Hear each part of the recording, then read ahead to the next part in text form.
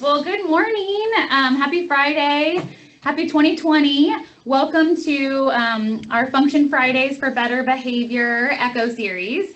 We are really excited to be here with you. Oh, real quick, typically we keep everybody on mute throughout, so we'll try to have our folks making sure that you're muted just in case, but if you can also make sure that you're muted, your microphone, through Zoom, and also you can also probably do it on your computer just so that we don't hear anything. So, and then when you speak, obviously, we will be able to unmute you, and we would like you to participate that way. So, if you guys haven't participated in the Echo before, welcome. If you have, this is going to be a little bit different. So we're excited to share this new format with you and make it really conversational and interactive. And so we have a lot of great stuff that we're going to introduce today. If you are logged in with another identifier, you can change your name by hovering over the participant video name box and clicking the 3 dots in the upper right-hand corner and choosing rename. And we'd like you to do that because it's so interactive and it's going to be such a conversation. We want to get to know you, and we'd like to see your name next to your face so that we really do get to know you. So please try to rename yourself if possible. And if it's hard, then we can definitely touch base with you afterwards. We have lots of people who can help you with that. So.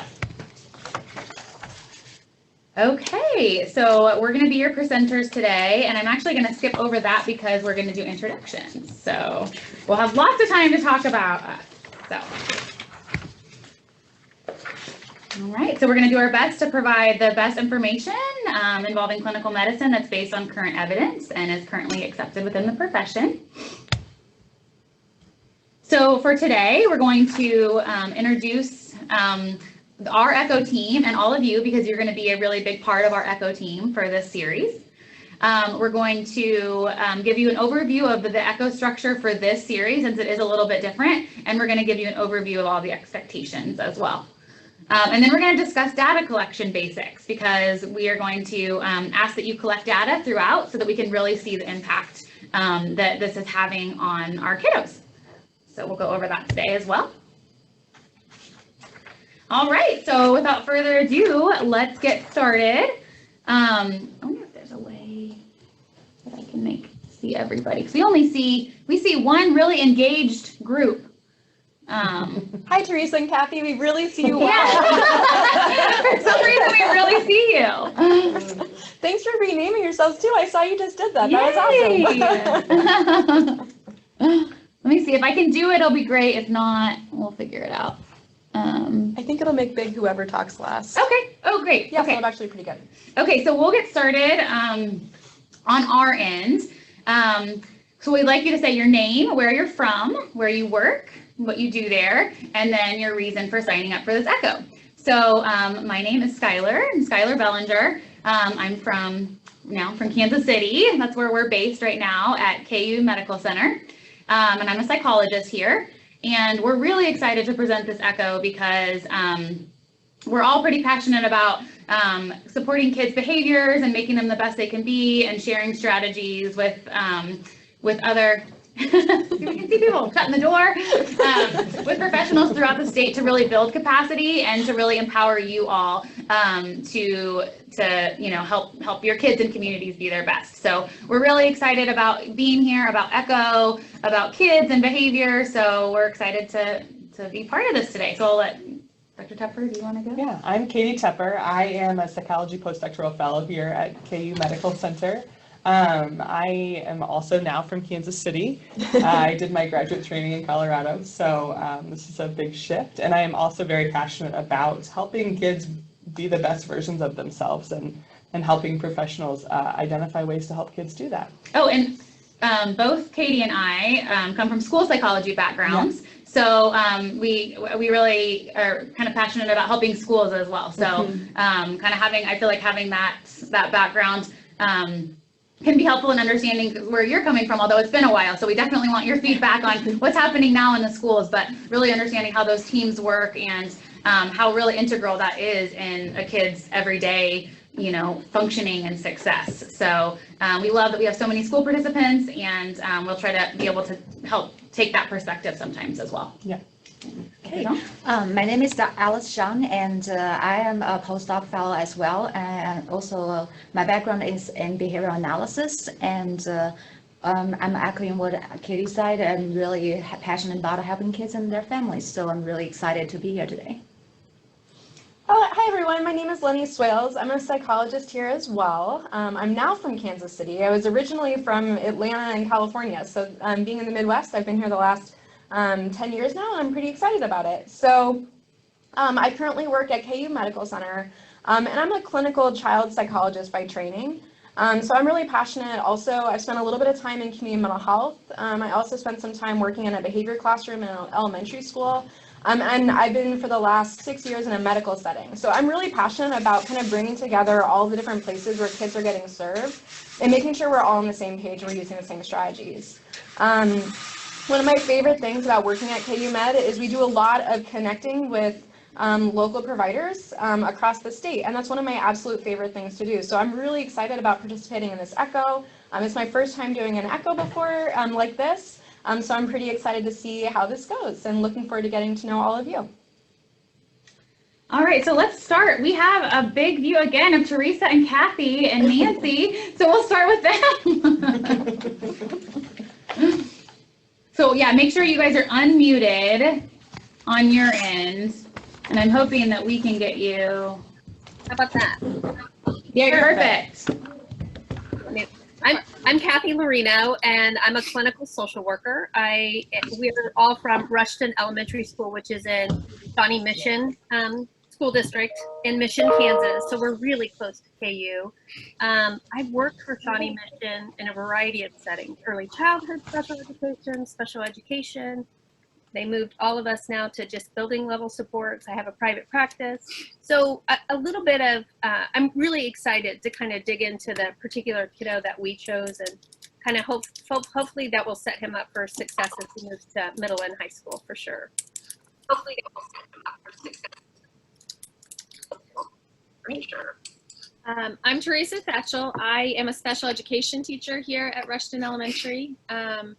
And I wanted to do this just because I feel like we have more and more students with behaviors, concerns, and I just feel like there's so much more I can learn. And so hopefully getting some tips and ideas and things to try that'll help me be more effective with these kids, because it's getting more every year. Great, we're so glad you're here. Is that everybody that's there with you, or there's somebody else? Oh, me. Okay. I'm Nancy Torres. I'm here at Shawnee Mission at Rushton Elementary, and I'm also one of the special education teachers. And I wanted to do this because we all kind of collaborate when we're having situations that, you know, and kind of all hands on deck. So the more I learn, the better I feel prepared to help and work with Kathy and Teresa.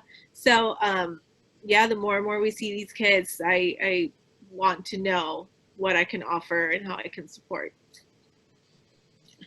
Great, we're so glad you're here, and we're excited to learn from you all as well. So the next person I see is Sarah. So I'm going to connect. Can Sarah unmute? Hello there, can you hear me? Yes. All right.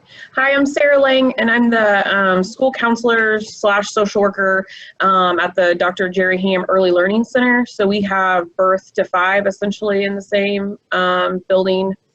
And I've been here about a year. I was at community mental health for about 14 years before that.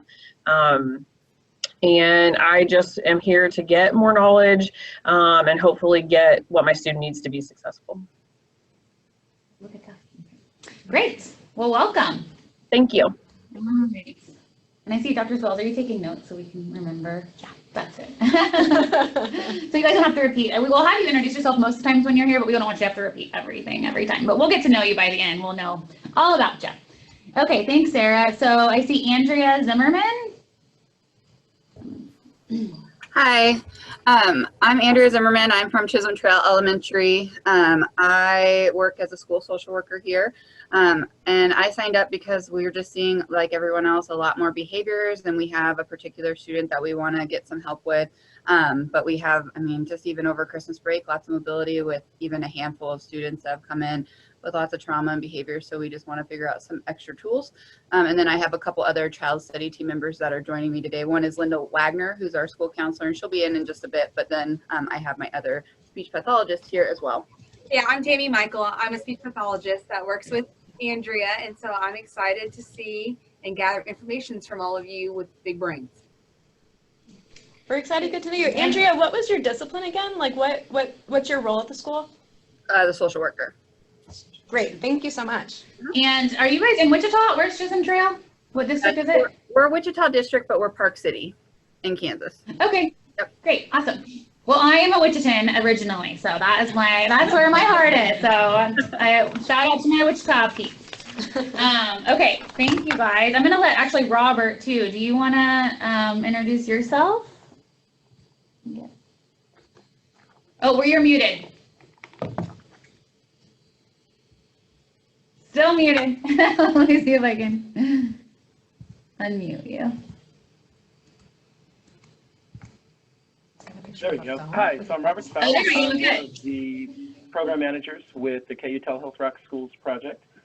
Great to see you, Sarah, one of the schools that I work with, and great to see all of you. I feel like I've gotten to know many of you through the suicide echo we did last fall and all the communication and work with that, as well as excited by some of the new people here today. Great. And I'm going to pivot over to Michelle because Michelle's our other wonderful new program director, and they've just been so wonderful in getting this all together. So I wanted to give them a shout out for getting this great program together and all the work they've done. Michelle's created a really nice manual for you all to give you lots of resources and things. So anyway, I'm just going to let her introduce herself as well. Hi, I'm Michelle Butt, and as Skylar had said, I'm the program manager with Department of Pediatrics and Telehealth Rocks, and I love to work with these beautiful ladies who are very knowledgeable. So if you need anything technical or something comes up, just let me or Robert know. Great. Thanks, Michelle. Okay, so let me see. I see Justin Pierce. Do you want to unmute yourself? Yeah, I'm Justin Pierce. I am here in Neodesha, Kansas, in Neodesha School District.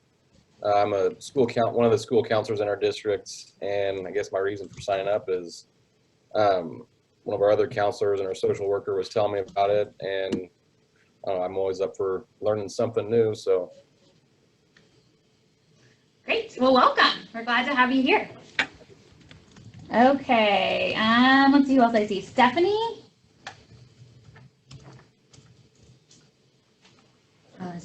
And you're still muted, Stephanie.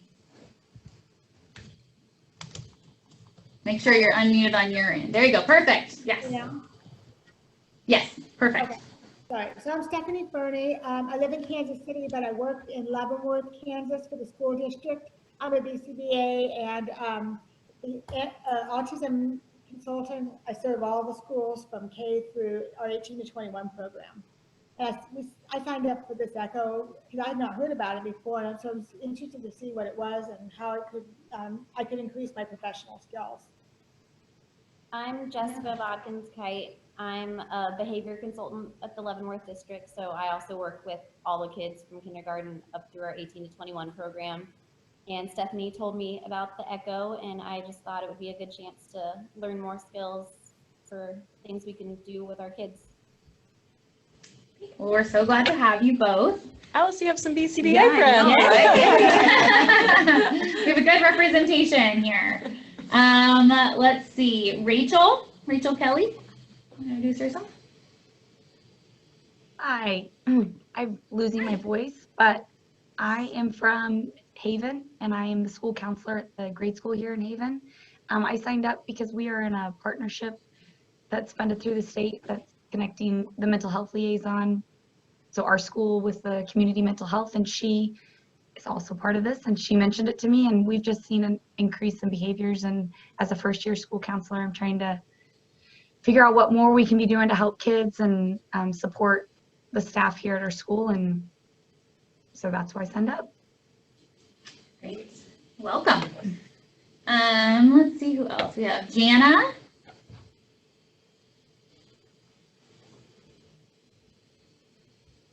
Hi, Hi, I'm Jana Birmingham, and I am from Shawnee, Kansas. I am a school psychologist, and I work in the Shawnee Mission School District, and I support Rushton Elementary, which you've already talked to my 3 coworkers. And then I also support Shawano and Corinth Elementary, so I'm kind of spread across 3 different schools. I signed up for ECHO just kind of the same I'm hearing from others as I see more and more behaviors and more high magnitude behaviors. And so I needed more tools in my tool belt to help support our students and the staff and families. Wonderful. Well, welcome. And then I see Kim, one of my favorite people to work with. I'm sure you all would be if I got to work with you as much as I got to work with Kim, but she's awesome. So. Yes, I still sing your praises to everyone. Oh, well, thank you. Same to you as well. And I'm a Wichita native myself. That's probably yeah. why. See, Wichitans. That is probably why. We should talk more after this. Yes. I'm Kim Kaiser. I'm a school psychologist. I'm in the Pratt district now. And I signed up. I'm on our behavior team, our autism team, and of course, dealing with a lot of behaviors and just like to get as much help as I can. And I'm really passionate about working with behavior students. They're my favorite ones to work with. I'm at our behavior school this year, so lots of behaviors and lots of fun. They are lots of fun, that's for sure. I love them. Okay. All right, let's see, Lacey? I don't think we've heard from Lacey yet. Yeah, so my name is Lacey Steinman. I'm originally from Northwest Missouri, but I'm here in Kansas working on my master's in clinical psychology. So right now I work as an intern at a community mental health center, and I signed up for this ECHO just because I participated, I think like Robert mentioned, in the suicide prevention and awareness ECHO that was recently done. And because I'm an intern, I work with people who are not insured. Children are typically insured in Kansas, so I don't always get that experience that I need in that area. So I like to kind of attend these and pick up as much as I can so that in the future when I am able to work with children, I've got a little bit more to work with. Great. And Lacey, which community mental health center are you working at? Crosswinds. Great. Well, we're excited to have you here. Yeah, thank you. And that's in, where is that based? So I think the main office is Emporia, so I go to Emporia State for my master's, but I work in the Emporia office, and then I also work in Council Grove. Okay, wonderful. We're hoping that like this also helps you guys make connections too. So as much as we can kind of connect people that are in, similar areas, and like we've all mentioned, I think all kids are going to do better when we're all working together. So people from, the community mental health centers and schools and outside agencies and families. So we're just really glad to have people representing all of those areas. Okay, and then let's see, Abby. I don't think we've heard from Abby and Amanda yet, have we? No. Abby and Amanda. Okay. Hi, I'm Amanda Sevilla. I'm in Salina, Kansas, and I work at Central Kansas Mental Health Center. I'm a first-year case manager. I have a background in preschool education and autism education, and I signed up for this webinar because, well, I have a lot of kiddos on my caseload that I need to help.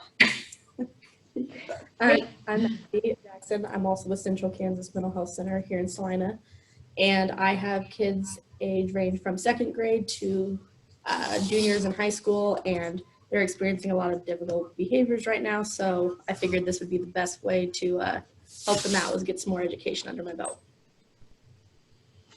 Very good. We're glad to have you. Let's see. We heard from Rachel Barlow.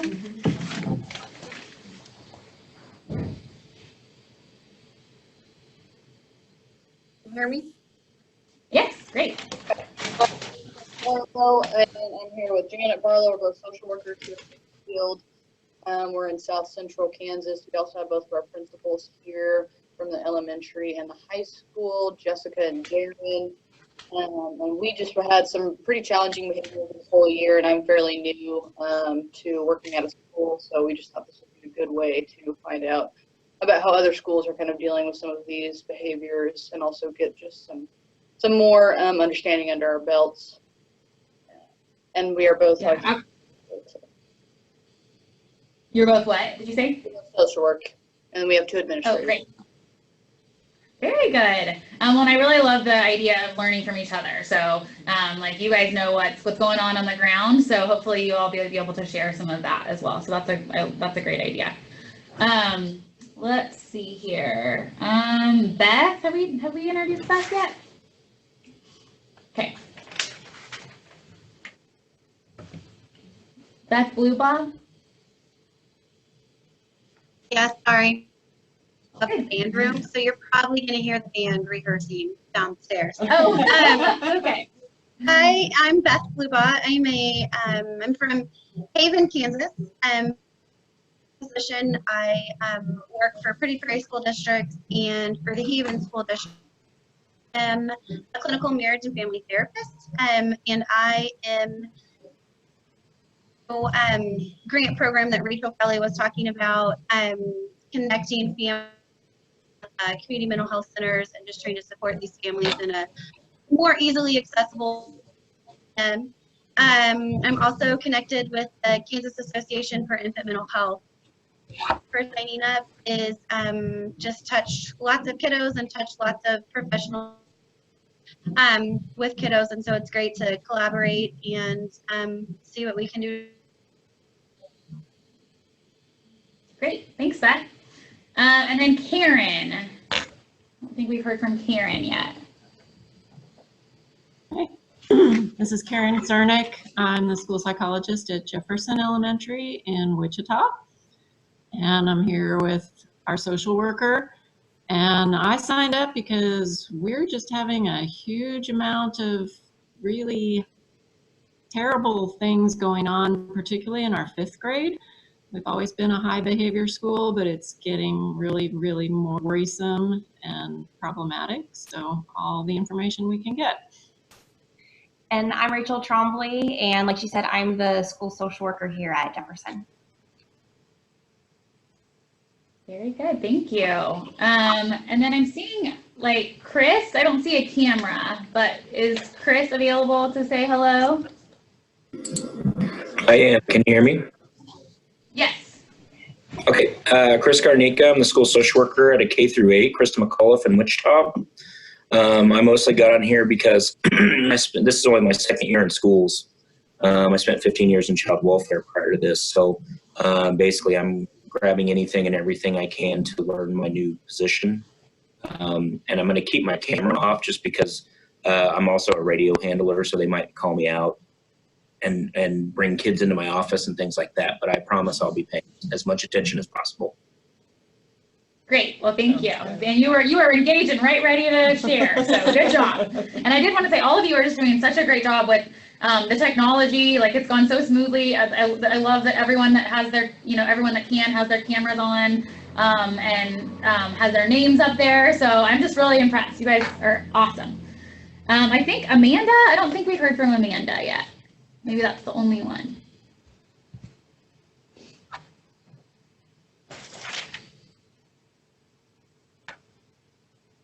Is there, oh wait, now I'm seeing, yeah, Amanda is not on a video either. Is Amanda there?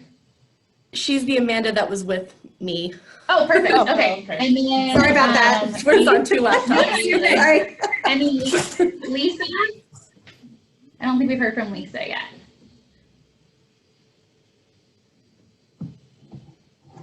Can you say hello? You're muted still? Yeah. Oh, still muted. Okay. Well, I think she's maybe muted on her end. Oh. There we go. There should be a little, yes. Hi, I'm Lisa Pruder. And I'm from Neodesha, and I'm a school social worker. And I'm here just to kind of learn some other strategies to use. All right. Well, welcome. Is there anybody else that I missed that needs to chime in? Please just unmute yourself. Okay, maybe not. Great. Well, we are just really excited about this group. It sounds like we have just a wonderful group from you know, that brings lots of different perspectives from different kind of geographic regions and different professions, and lots of excitement and passion about helping kids, and hopefully we can work on that together. Okay. So I think we'll transition over to Leni. Okay, sounds great. Well, we're really excited to get to know everyone as we go through this echo. So this echo is going to be a little bit different than some of the ones we've done before. It's much more, as you've already seen, very interactive, and we're going to be doing the same group week to week, and we're really hoping to develop a community here of people who are all getting together to try to learn from each other. So it's going to be an opportunity for everyone to kind of bring their knowledge into the room and share back. We might have some suggestions and recommendations too, but everyone's kind of on equal footing here, and we're all going to be learning together. So it's going to be very interactive, and we really encourage you to share information about the things you're currently dealing with in your community mental health center, school, or other settings. But just like, I think it was Chris is already doing a great job of thinking about confidentiality. So we encourage you to share, but also be thinking about making sure that we're still maintaining privacy. So look at your ECHO guidebook that we sent out, and there's a whole section in there about patient health information.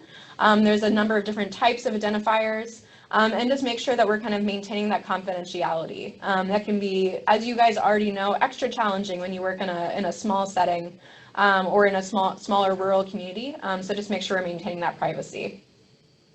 The other thing too is that we really want to kind of make sure that we're all sort of on the same page about these touchstones. And so I encourage you guys, we'll send you a link to this after this presentation. But we're going to take a look at these together right now. And the idea is we want to make sure we all are kind of on equal footing together and sharing with each other. It's there, it's just not showing you. I'll share again.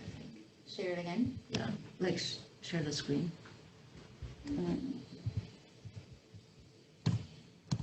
Well, I'll start just talking through it, and it's a pretty short little 2-page document. We didn't come up with this, the people over at Palmer and the Center for Courage and Renewal did, but the idea is that we want this to be a community together. So we want to be really welcoming for each other. People learn best in hospitable places, so we're going to be friendly and welcoming to each other, and that'll really help, I think, increase our opportunities for education. We also want to be present as fully as possible, and you guys are already doing an amazing job of carving out time during your busy schedule to be present here, but also be present and be kind of recognizing some of your doubts or concerns that you have, and also the things that you're really good at, and kind of share and be present with that as well. The other thing is what we talk about here is by invitation. We're not demanding that you share things. If that's something you feel comfortable with, we recognize that and we're fine with that. But everyone's invited to participate and everyone's invited to share. The next thing is speaking your truth in ways that respect other people's truths. So the idea is that everyone might have kind of different perspectives here, and that's okay. And when you're offering your ideas, that doesn't mean that you're correcting or debating what other people say, but you're kind of speaking from your own experience and your own truth. So everyone kind of has the opportunity to share in that way and kind of recognize that there might be different perspectives, and that's okay. The next one here is no fixing, saving, advising, or correcting. So this is one of the things that can be really hard for everyone because everyone here has so much expertise, everyone here has so much experience in their day-to-day work, and we're all going to be kind of equally offering ideas. So I want to make sure that everyone here, us included, when someone offers a suggestion, it's just a suggestion. And each person, if we're talking about a kid that you're working with, you and your school, you're really the experts in that kiddo. So you're going to take all the information that's offered and then make your own best decision and judgment about the next steps to take. We also want to be respond to everyone with kind of open and honest questions so that everyone kind of feels invited to think more deeply about their kids and their cases. And then if things get kind of challenging to yourself, think about, questioning that. If you find yourself having feelings of, not understanding or feeling frustrated, kind of think about what brought me to that belief or what brought me to that. Attend to your own inner teacher. And then also trust and learn from silence. So it's okay if you want to just sit and listen. And it's also okay if it takes a minute to kind of process before you come up with an idea or suggestion for other people. And we might try to throw that out for you. So, you know, to put out some silence so that we can, you know, warrant some feedback. And so that's okay to, you know, if we all just need to sit and think for a minute. So until we're ready to talk. And in addition to, we talked about student or patient confidentiality, but also knowing that we kind of respect the confidentiality within this group too. So everyone is offering ideas, and we're going to keep that here. That's not something where it's going to be taken outside of this place. And then also kind of be open to the idea that things can be different. We can make a lot of progress in some of these kids' behaviors that you're talking about, and kind of be hopeful and know that it's possible. Is there anything else that you guys wanted to add to that conversation? No, I just, I feel like it was one of these sections, but I just love the idea of kind of assuming that everyone's coming from good, right? And like always assuming the best. And I know that all of you are going to do that. And I know that all of you are, I mean, all of you are doing what you do because you love kids and you love families and you want what's best for your communities and everything. And so I think it's always remembering that when, even if somebody's saying something that maybe like you wouldn't be doing in your school, that they probably are coming from the best place with it. And so I like always remembering that. Yeah, that's a great point. So that's kind of, I want that spirit to kind of flow through all of our echoes that we have together. But also, just like our kids, we also like things that are concrete, and we like to know what's expected, right? So next up, we have a sample agenda so that you know what to expect each time you tune in for an echo on Function Fridays. So we're always going to start with introductions and check-ins. That'll last about 10 minutes. After that, there'll probably be a brief didactic presentation from our side to kind of set the tone and the topic that we'll be discussing that day. After that, the big bulk of the time together will be doing the case presentations. And thank you guys for already starting to work on those case presentation links that were sent out, right? So what we'll do is we'll have the group who is presenting that day on their student or their patient or their case. They'll have about 10 minutes to kind of go over that case presentation form together. And then after that, we'll have a good chunk of the time really devoted to that group discussion. And that'll be time for you guys to ask follow-up questions about what else do you want to know about this student, to kind of be thinking about what recommendations could be helpful or what interventions. And then we'll all be discussing together strategies or suggestions of how to move forward and hopefully see some gains.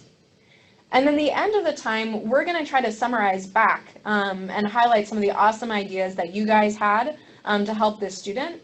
And then those recommendations are also going to be emailed to the presenter because we know it's hard to keep track of all those things when you're also participating on a Zoom call at the same time. Yeah. And now I'm going to turn it over to Dr. Zhang. Okay, we're going to talk about some basics of data collection. I know that you guys probably have a lot of experience with data collection already, but we just want to, because this is a very hands-on experience as well, so we want to talk about some basics so that we can all on the same page and also prepare you guys to do some data collection on your own. Oh, I'll do it. Sorry. I forgot trying to click my computer. Okay, so why data? So that's a really good question. And then we heard about this great quote, which is, without data, you're just a person with an opinion. And we were wondering who said that, and we figured it out. So it's this great American engineer and statistician, Edward Deming, he said this. And I think this is absolutely right, because when we don't have data to support what our conclusion, then we're just making opinions. It doesn't really make, it doesn't make my opinion better than yours. But when you have data, then you can have support behind that.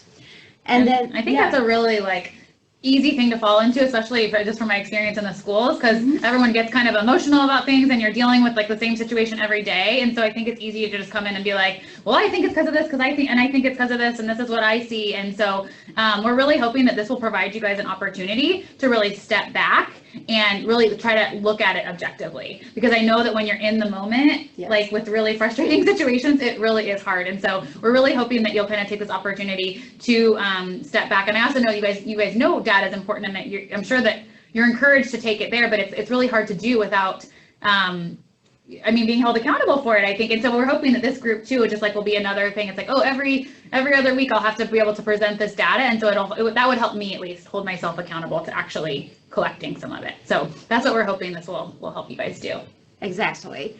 And also we want to use data to guide the identification of the problem and the solution, so both ends.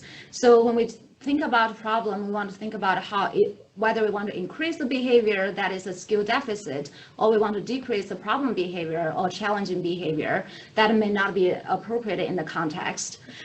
So that kind of using data, we can say, okay, we need to increase a skill, or we want to decrease the problem behavior. And also, it's not about the data can really help us to make decision and making sure that our decision or treatment is data-driven and evidence-based, but it's also a part of the ethic requirements. I know as a behavior analyst, it is really unethical if I give recommendations or treatment plans without data to support me. So I'm sure that's probably true to all of you or the other professions as well. Yeah. So what kind of data? So when we talk about data, we all want to talk about the data should be observable, should be objective, and it should be measurable. I think that's really, really important because, you know, when we talk about behavior, when we always talk about, oh, this child has tantrum. And when we talk about tantrum, we're, oh, okay, that's really bad. And how many times it happens? But when two people talk about one child's behavior, we may talk about totally different things, right? So the tantrum can look very different per kid and also per maybe different setting. Maybe at home it's different from school and versus at home. So a child can be kicking, screaming, or crying, saying no, but the child can be also laying on the floor and hitting, all those things. So we need to be clear on what those behaviors really are and making sure that when we talk to each other, especially when you are taking care of one child, trying to help this one child, like either a teacher or social worker or counselor or behavior consultant, you're actually talking about the same behavior for this same child.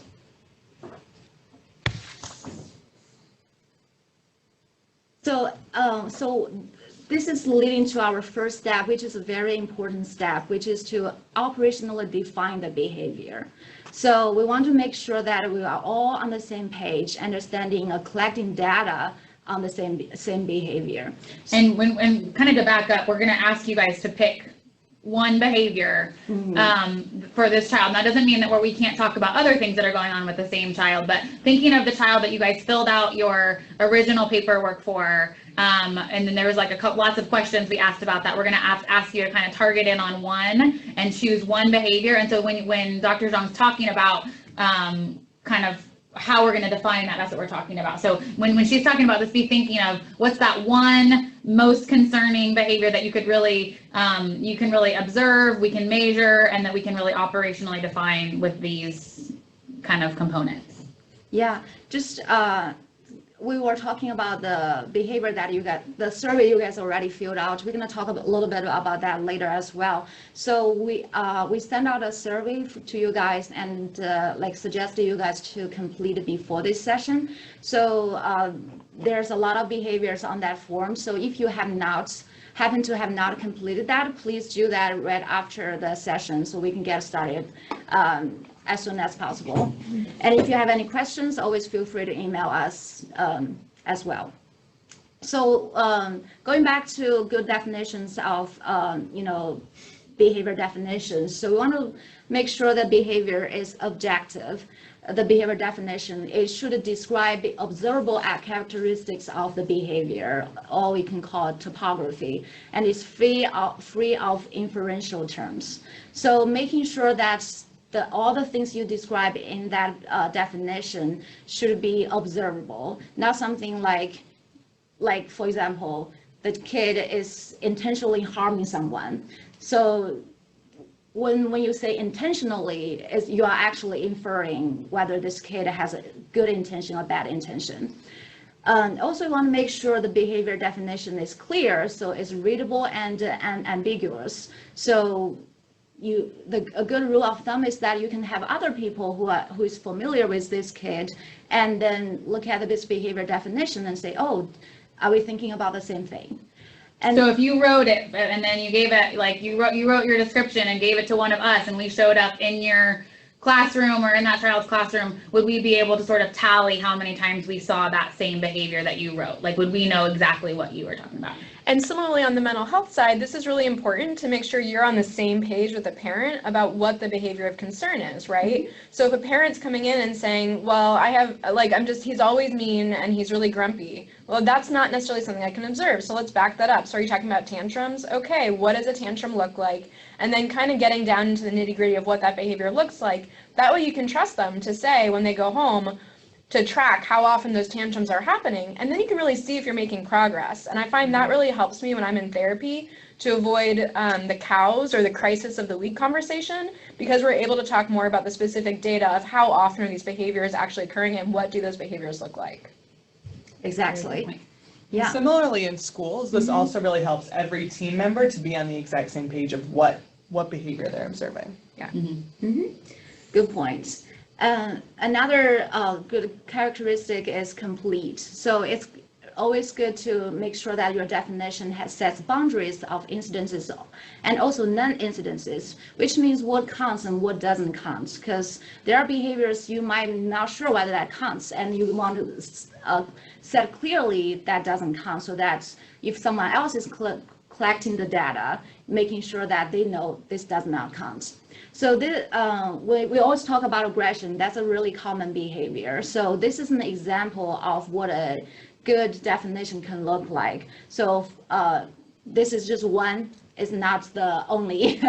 And this is one example said, forceful contact may be audible between hand or foot of child and another child. Apparently this is peer aggression, includes pushing, punching, slapping, and kicking. So this is a relatively good example of aggression that may apply to one kid.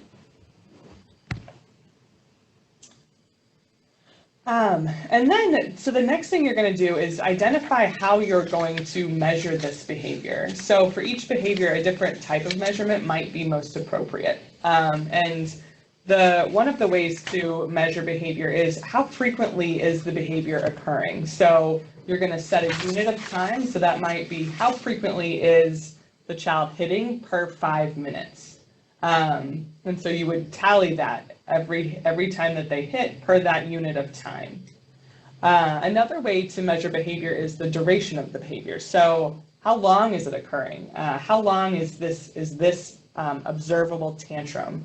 So you would start a timer at the beginning, and then when it ends, per your operational definition, that's how long it would be. That would be when the timer ends. Latency, so how long from the starting point to the onset of a response. So this is really specific to kids who might have difficulty if you give them a direction. How long does it take them to get to that point? So if a teacher says, we're going to start working on this math assignment, and this child is a dawdler, for lack of a better word, how long is it taking them to get from point A to actually starting the assignment? So again, you would start your timer when the direction is given, and then once the student starts the assignment, that's when you would stop your timer. And then the percentage of opportunities. So how many times did the student actually comply, or the child comply with an instruction? So if they were given 10 opportunities and they only complied 7 times, that would be 70% of the time they're complying.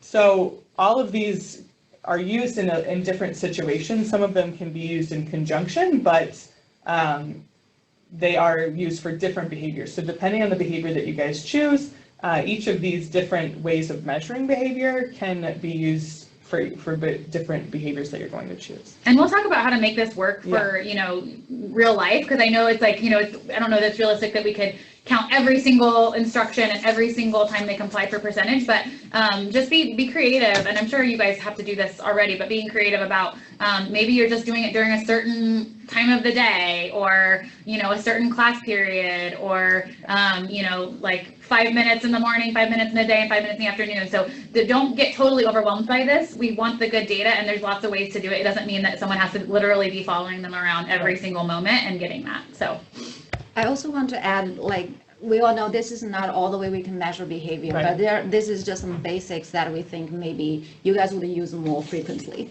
Yeah. So there's a few different ways to collect data. Obviously, paper and pencil is one way. So if you're observing a kid for 5 minutes a couple times a day, paper and pencil. Another fun way that I've helped teachers to kind of collect frequency data is to put a bunch of paper clips in one pocket, and every time the behavior occurs, move a paper clip over to the other pocket. So that kind of thing is just to maybe draw some other people into helping with your data collection if they're with the kid a little bit more frequently. So paper and pencil, so just tallying what you see is one way. The other way, there's quite a few different apps. One app that we found to be particularly helpful is the County app. So it can allow for frequency and duration data to be collected on your phone or on an iPad or on whatever sort of tablet you might use. And it kind of compiles the data in a way that's easy to look at, it's easy to do, and you always have your phone with you. So that's another really awesome way. And I believe that this app is free. Yes, I was gonna say that. And that could be like, you know, you could give it to the parents that work with, like parents. I mean, we don't do this as much as we should, but we always talk about with our therapy patients, like how, you know, it's so much more valuable if you have the parents actually collecting real data or being able to just like pop something on their phone. Oh, it happened then, and that way when we come and ask how are things going, they can actually say, oh, well, this is what happened this time of day when I asked them to do this. So I think regardless of kind of what setting you're working in, that could be a cool This could be really, tool. really helpful. And it's free, so that's a real big kicker, because I know that a lot of data collection apps that are used in schools in particular are really expensive. And so this is really awesome because it's free. So. And then just some data collection tips. So you don't want to record too many behaviors on one data sheet. You want your data sheets to be pretty easy to understand, pretty simple, so that when you're in the midst of collecting data, it's not confusing to you, the data collector. So you just want to make sure, and since we're really only trying to track one behavior, that should really be the only behavior that's on the data sheet. Making it easy and fun, as some of us really like data, some of us don't. So some people get more excited by it than others. So sometimes if you can make your data sheet a little bit more fun, that makes it better. I could sometimes even go into, I know like kids have their own kind of daily self-monitoring sheets and stuff. So I mean, if there's a way to do it on there too, I mean, just make it easy on yourself. Yeah, exactly. And then before you're really trying to collect the data for your own use or for the use of this Echo, you want to try it out at least once to see if it works for you. Because if you're in the midst of trying to collect data and the data sheet is too confusing, or it doesn't fit your style, then that's not probably going to be very effective. So you want to try it out once before you're really going to be using it. So we have some polls for you, just to kind of get a feel for all of you on where you guys are at with certain things. So the first poll is, how often do you have direct contact with your target child?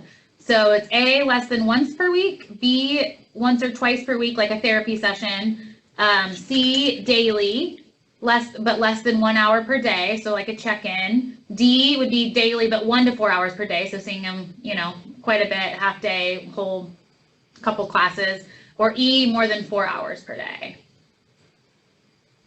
We're getting some responses, and this will just help us understand kind of where you're at and how it's going to be best for you guys to collect your data and share that with all of us.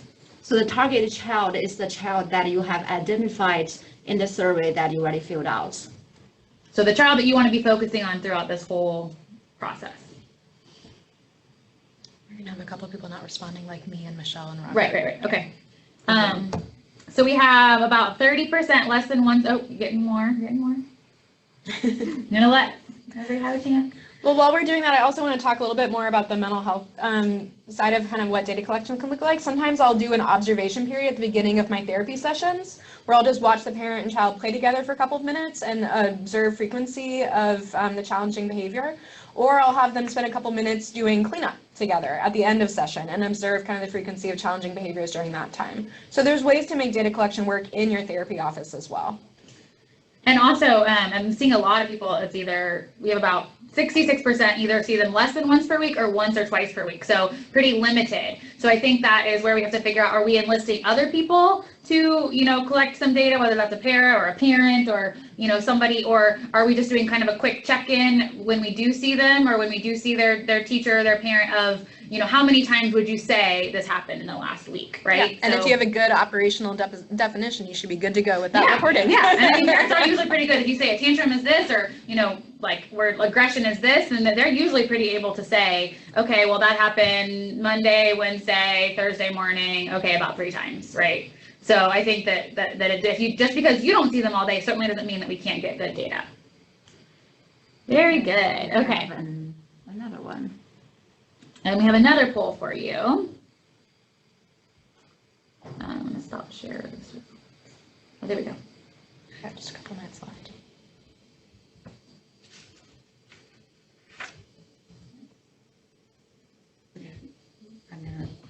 So the next poll is going to be, what's your comfort level with data? So we're all kind of at different places with that. So we want to know from you how you feel about data.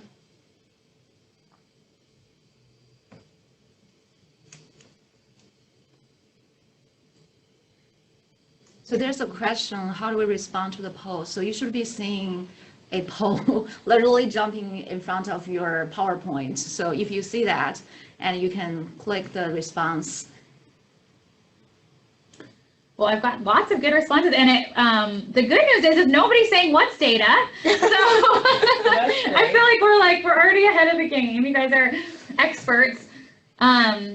But we have, you know, about 33%, you know, that you know, we know we should collect it, but we struggle to make it happen, and we totally get that. So again, that's what we're hoping. This is a good opportunity for you guys to really have a good opportunity to work on that together as a group. And then let's see, most people, 47% say we collect some data but could do better, so that'll be great. And then we have some people, 3 people that say we love data and we graph everything. So we're going to be looking to you all, you 3, to really guide the rest of us. So that's wonderful. Okay, we have last poll. So the last poll is going to be, just because we want to get an idea of what's going to make it this easy for you guys. What seems to be the easiest way for your team to collect data? Is it paper and pencil, with like tally marks, an Excel spreadsheet, a phone or an iPad app, or making a mental note and hoping I remember?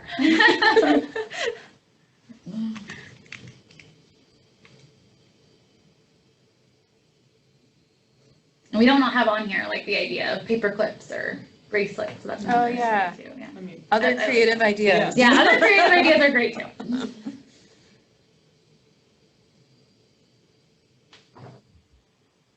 Do you guys not see the poll? No way, I see the poll on. Oh, okay. You see the results. I don't. If it's time to end polling, I can share. Okay. But I can't respond to it on mine either. Looks like we can share it, I think. Oh, I just accidentally submitted a response. Okay. Okay, great. So we have a lot of you that would just like the good old-fashioned paper pencil, and that's great because it can go with the child wherever they are. Phone or people are open to the idea of a phone or iPad app, so we could talk a little bit about that. So, all right. So we have some good ideas, I think, of how we can move forward. And then we want to get to our case presentation quickly before we run out of time. Not letting me. There we go.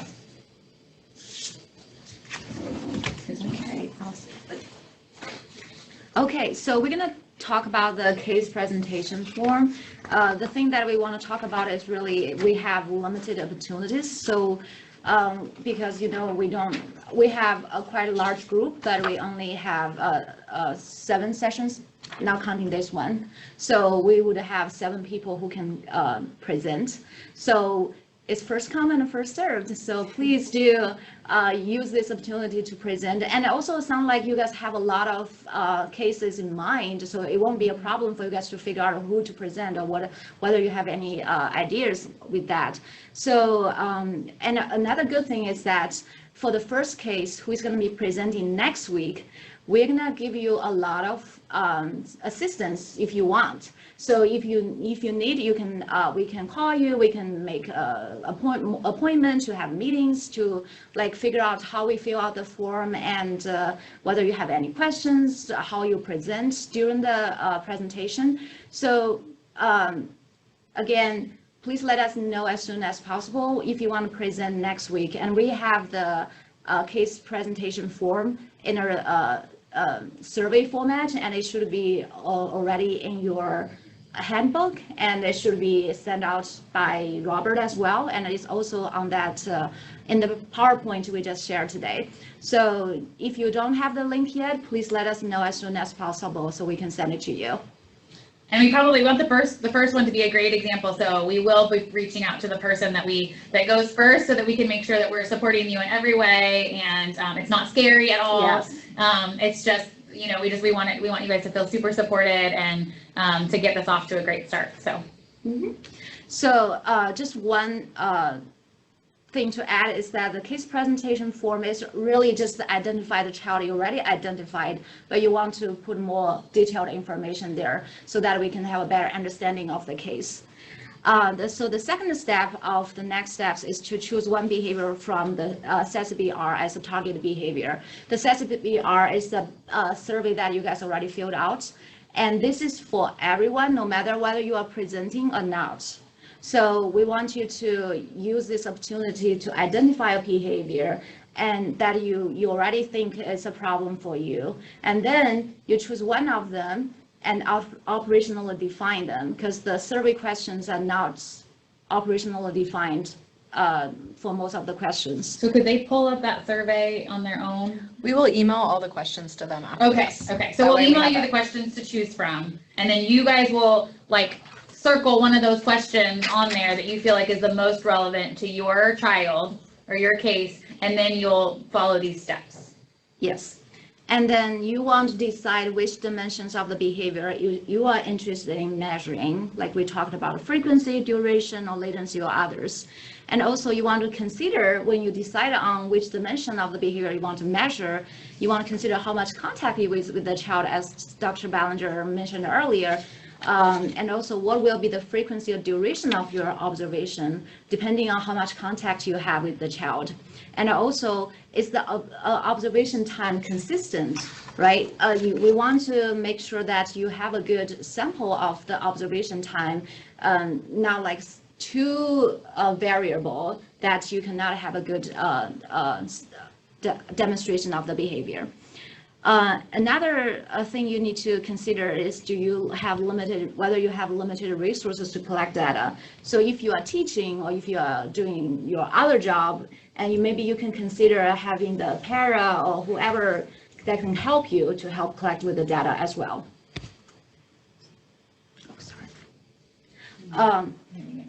This is the last slide. We want to talk about when is a behavior considered as a problem behavior. So definitely you guys already have a lot of good ideas of the problem behavior, challenge behavior you want to focus on. But when we think about it, we want to think about behavior that is inappropriate to its context, because sometimes behavior would be perfectly fine in one setting, but not okay in another setting.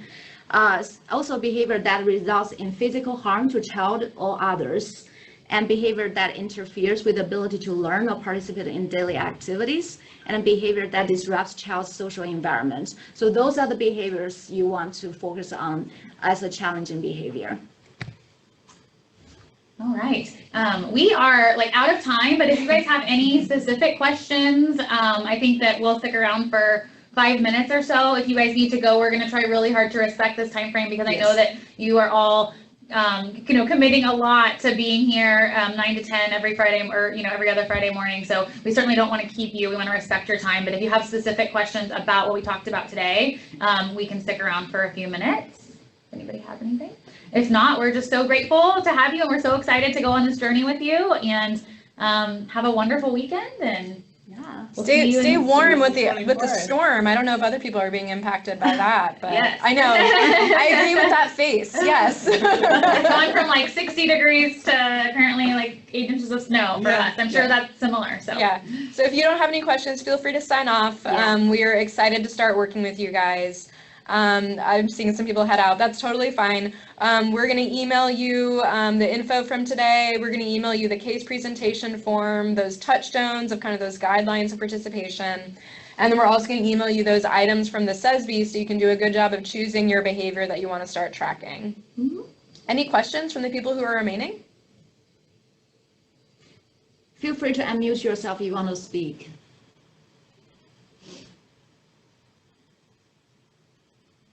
maybe that was just clear as mud. It was probably just so clear. There's no question.